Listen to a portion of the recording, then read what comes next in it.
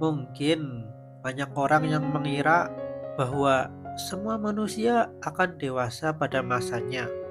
Seiring berjalannya waktu, mereka akan dewasa dengan sendirinya. Tapi faktanya enggak.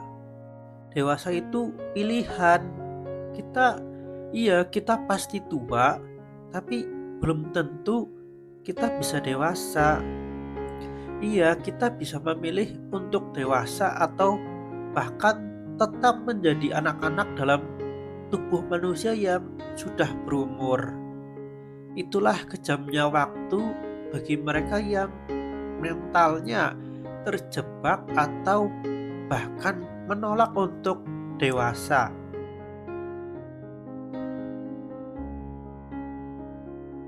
Malam kawan, malam ini kalian gimana kabarnya? Semoga kalian baik-baik aja ya. Gimana? Udah jadi dewasa belum? Gimana rasanya jadi dewasa? Coba tanya pada hati kalian yang paling dalam. Lalu tuangkan isi hati itu di kolom komentar. Iya, aku juga ingin tahu pendapat kalian. Apa yang kalian rasakan setelah menjadi dewasa, atau bahkan ternyata kalian menolak untuk dewasa. Tenang, kalian gak sendirian kok. Tapi cepat atau lambat, waktu akan memaksa kalian untuk menjadi dewasa. Dan bila kalian tetap menolak, semesta akan menekan jiwa kecil kalian, ya. Karena apa? Iya, karena semakin lama kita menjalani hidup, maka semakin banyak tanggung jawab yang kita miliki. Jujur, ketimbang mereka yang sadar akan tanggung jawab dan dengan kesadaran penuh memilih untuk jadi dewasa di waktu yang tepat, jauh lebih banyak orang yang dipaksa oleh keadaan untuk menjadi dewasa sebelum waktunya. Gak apa-apa kalau kalian itu jadi dewasa karena dipaksa oleh keadaan. Iya, karena kalian gak sendiri. Bahkan aku pun sama. Aku dipaksa dewasa oleh keadaan. Dan gak apa-apa juga kita jadi dewasa di usia yang masih muda. Pasti berat ya, tapi percayalah, kalian akan tumbuh jauh lebih kuat. Iya, gak apa-apa kalau sekarang nangis dalam hati. Itu wajar karena kita butuh waktu. Kita butuh waktu untuk terbiasa. Terbiasa untuk mandiri, terbiasa memikul beban yang berat. Dan memang itu semua nggak mudah. Jadi gak apa-apa nangis selama prosesnya. Gak apa-apa buat luapkan semua emosinya. Tapi satu hal yang harus kalian ingat, jangan menyerah ya.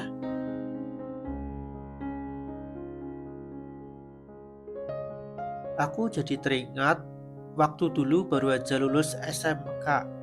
Dalam keadaan ekonomi yang gak seberuntung mereka, aku dipaksa buat jadi dewasa.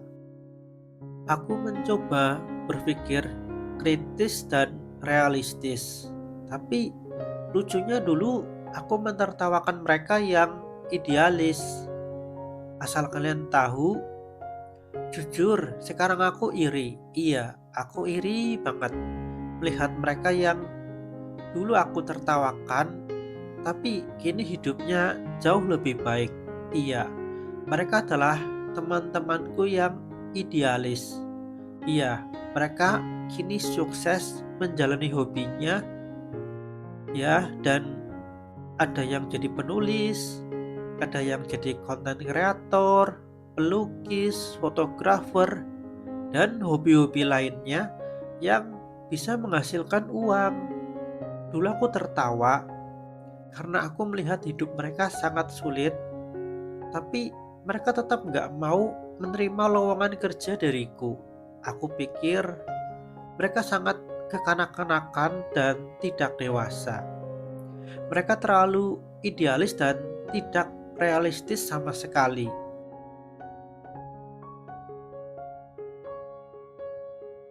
Lucu ya, tak terasa 25 tahun berlalu dan aku masih saja sebagai iya, karyawan yang bekerja di perusahaan swasta dengan gaji UMR.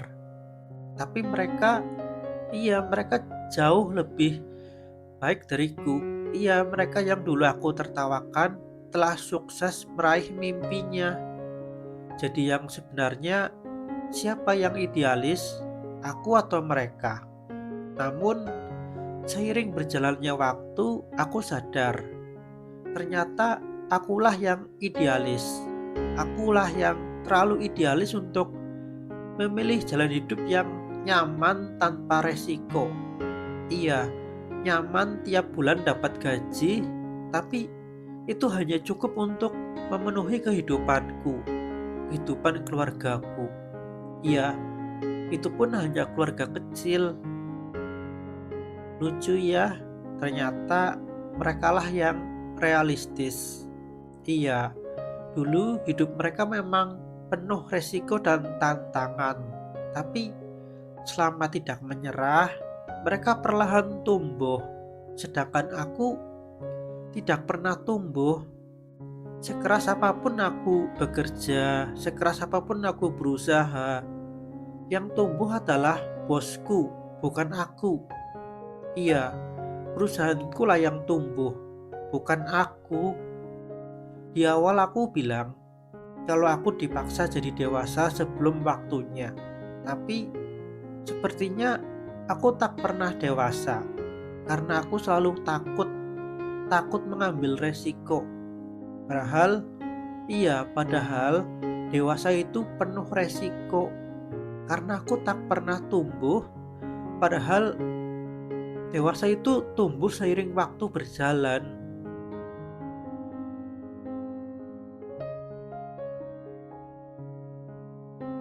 Andaikan saja waktu itu aku mengikuti kata hatiku. Iya, aku berharap waktu dapat kembali ke titik awal aku memulai semuanya. Tapi itu hanyalah halusinasi.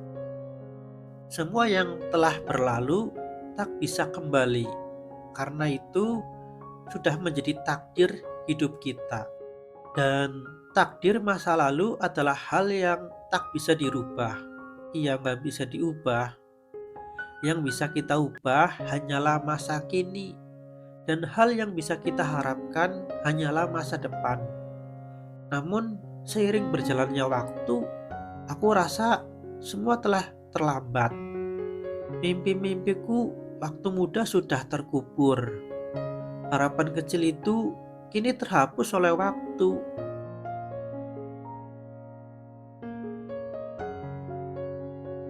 Kalau kalian pikir aku iri pada mereka yang telah sukses dalam menjalani hobinya, iya, aku iri pada mereka. Tapi kalau kalian berpikir aku iri karena keuangan mereka, karena finansial mereka, bukan. Bukan itu yang membuat aku iri. Ada hal yang jauh lebih dalam dari sebuah materi semata. Iya, itu adalah ketenangan batin dan jiwa. Mereka bisa memilih teman yang baik, yang saling support, karena pekerjaan mereka tidak terikat oleh tempat dan makhluk. Tapi aku enggak. Aku sering terjebak di lingkaran setan di dunia kerja. Iya, dan aku tak bisa lepas begitu aja. Hanya karena sedikit gesekan pun bisa jadi saling dendam. Bahkan aku pernah dikatain orang gila oleh rekan kerjaku yang NPD, iya, yang narsistik itu. Padahal mereka yang gila judi online, padahal mereka yang hobi mabuk, padahal mereka yang suka konsumsi narkoba. Padahal aku hanya beribadah semestinya. hanya menjalankan ibadah wajib, belum dengan sunnahnya. Tapi akulah yang dituduh gila agama, akulah yang difitnah mabok agama. Dan ironisnya, aku tetap akan bertemu dengan mereka, tetap bekerja sama dengan mereka, dan tetap profesional. Namun di belakang, mereka akan saling gibah, memupuk dosa yang kian hari kian menggunung seiring berjalannya waktu. Disikut dan difitnah udah jadi hal biasa bagi dunia kerjaku. Belum lagi tekanan kerja dari atasan yang nggak manusiawi.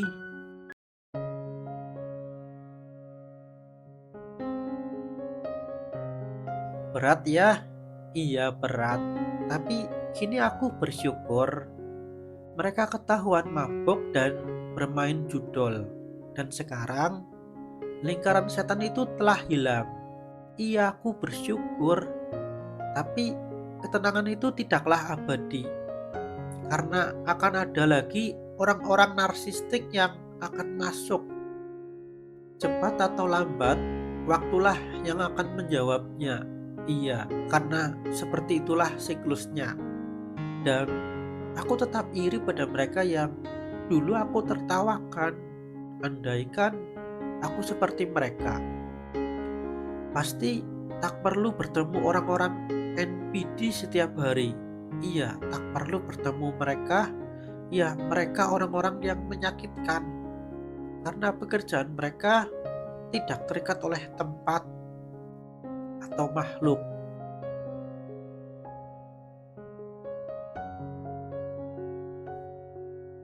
Maaf, mungkin aku terlalu panjang lebar. Tapi buat kalian semua yang ada di fase yang sedang aku alami, gak apa-apa buat nangis, gak apa-apa buat curhat, tapi jangan menyerah ya. Tetap syukuri apapun yang kalian miliki. Iya, syukuri apapun pekerjaan yang kalian miliki. Walaupun hanya cukup untuk memenuhi kebutuhan hidup, iya aku tahu kalian pasti menyesal. Kenapa dulu tidak mencoba banyak hal? Kenapa dulu hanya fokus bekerja? Kenapa dulu tak mencoba meraih mimpi? Dan sekarang, kalaupun belum terlambat, tapi ada keluarga yang harus kita nafkahi. Dan kita terjebak oleh tanggung jawab.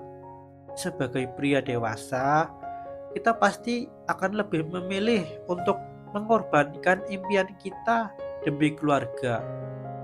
Bukan karena tak mau mencoba, tapi bila kita gagal, maka bagaimana nasib keluarga kita?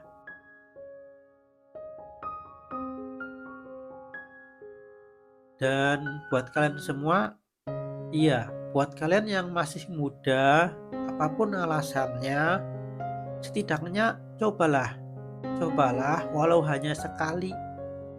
Walaupun aku berharap kalian mencoba hingga berhasil. Iya, mencoba meraih mimpi.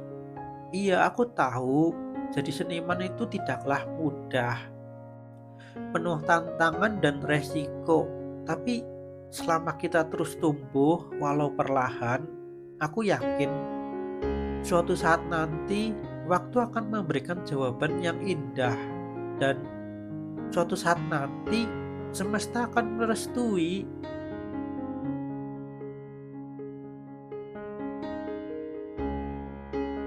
Dan buat kalian, iya, gak apa-apa kalau gak mau lagi berteman sama mereka.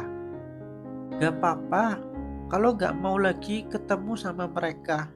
Iya, mereka mantan rekan kerja yang toksik.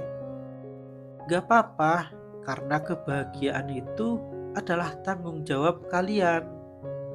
Karena kebahagiaan itu hak kalian.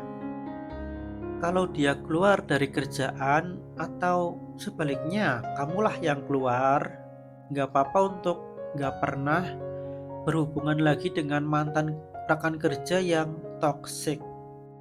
Karena Bagaimana bisa kalian bahagia bila kalian sendiri tidak melepas sumber penderitaan itu?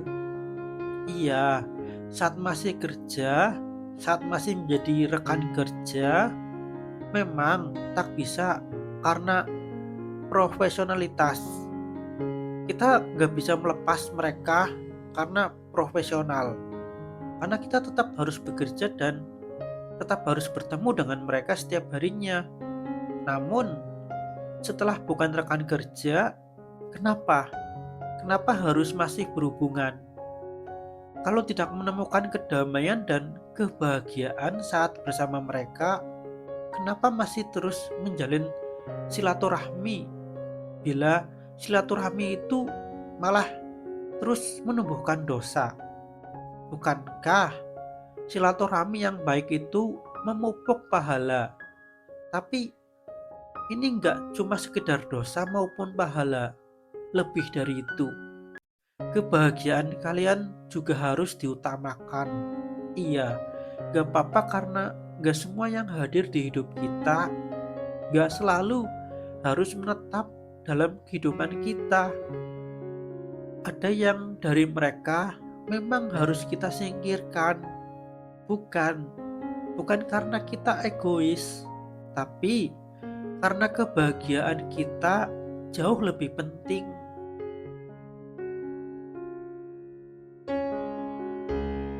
Miftah, Pekalongan 2022.